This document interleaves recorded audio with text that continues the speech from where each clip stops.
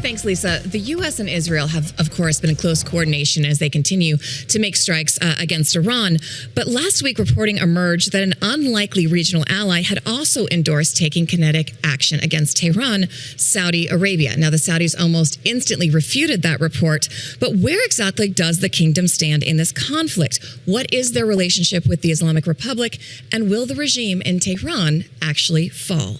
We want to welcome our colleague, Mishal Husain, who dug into all these issues with Professor Bernard Hakel of Princeton, who's a regional expert with a surprisingly close relationship with Crown Prince Mohammed bin Salman. Mishal, thank you for joining us. Hello, Christina. I want to say I feel like I have pretty good contacts in my phone, but listening to your interview, I got WhatsApp envy because this professor apparently regularly texts with MBS in Saudi Arabia.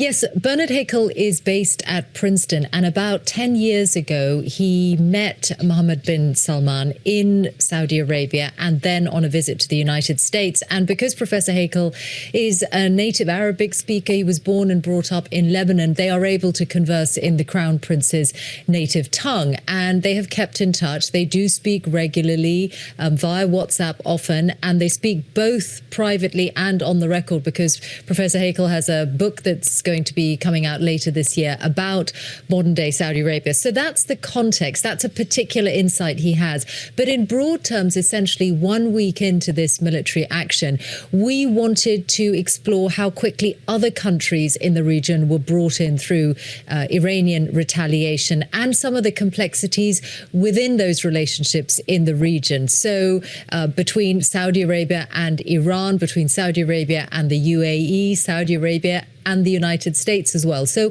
all of that was part of the tapestry that we explored with Bernard Hakel for this weekend's episode of the show. I think that's so important because there is an instinct sometimes, especially with Americans, to kind of paint that region as a monolith, but it's really not. It's very different. And there is no love lost between Saudi and Iran. But this report was still surprising. And you asked him about this reporting that the Saudis had endorsed and maybe even encouraged these strikes. We want to play some of that sound. He did call Trump several times, asking him not to attack. So that's the true version of it. And he, having said that, he also warned the Iranians, because the Iranians did threaten him, that if they are existentially threatened, that they would attack him. And he warned the Iranians that if they were to attack him, he would have to defend himself and that he would launch attacks against Iran. And I think that's exactly what's likely to happen. You're going to see the Saudi Air Force getting involved in this war on the side of both the U.S. and Israel. He is a nationalist, MBS is a nationalist, and he has to show his own population that he can defend the country against these attacks, because the attacks have been on civilian targets and industrial targets. The major oil refinery has been attacked, and so on. And so he needs to, like the Iranians, reestablish deterrence. So it sounds like he's saying he's refuting that initial report, but the Saudis may end up getting involved in this conflict anyway. Yes. So dialing back for a second, it was the Washington Post that reported that over the course of the last month, according to their sources, that Mohammed bin Salman had been urging President Trump to be part of action against Iran. And Bernard Hakel, from his knowledge, is categorical that he does not believe that is the case, that there were conversations between MBS and President Trump in the last month, but that was the Crown Prince urging the US not to do this.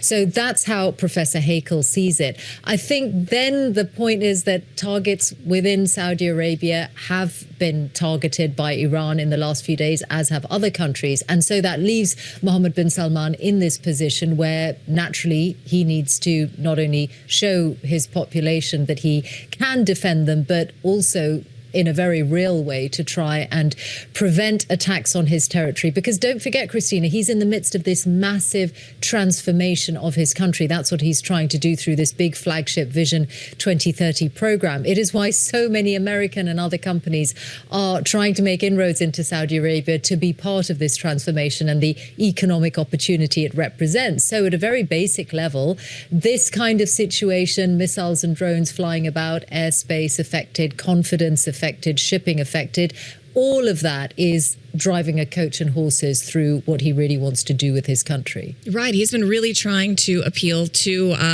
Westerners, including Americans, as you mentioned. We've seen social media has been very interesting during this conflict. And up to this run, you'd seen more and more Americans being brought by the Saudi government to see sites and post, Saudi's a great place to visit.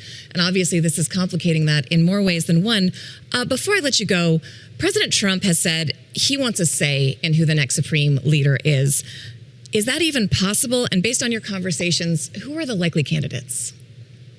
Well, I think the ideal scenario for the United States would be that not only does the regime collapse, or that it survives in some way that allows a Venezuela-style scenario. This is the possibility that was one of the scenarios Bernard Hakel set out for the future of Iran, that there is essentially someone more compliant in charge in Iran. Now, one of the complicating factors in that is that some of the other people they had in mind, the administration, ended up being killed as part of the strikes.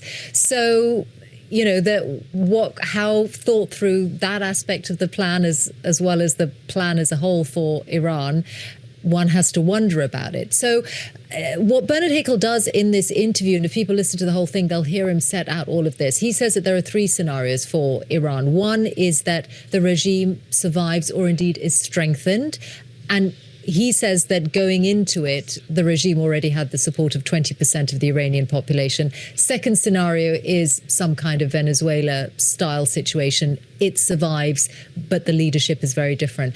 And the third scenario, the one that Mohammed bin Salman and many others would be deeply worried about, is that it becomes a failed state, that it descends into civil war, that level of collapse of the country as well as the regime puts incredible amounts of instability and turbulence right in the midst of this already very complex part of the world. So I think we really continue to be at a really perilous time. And Bernard Hakel says that he does not believe this war has been thought through at all.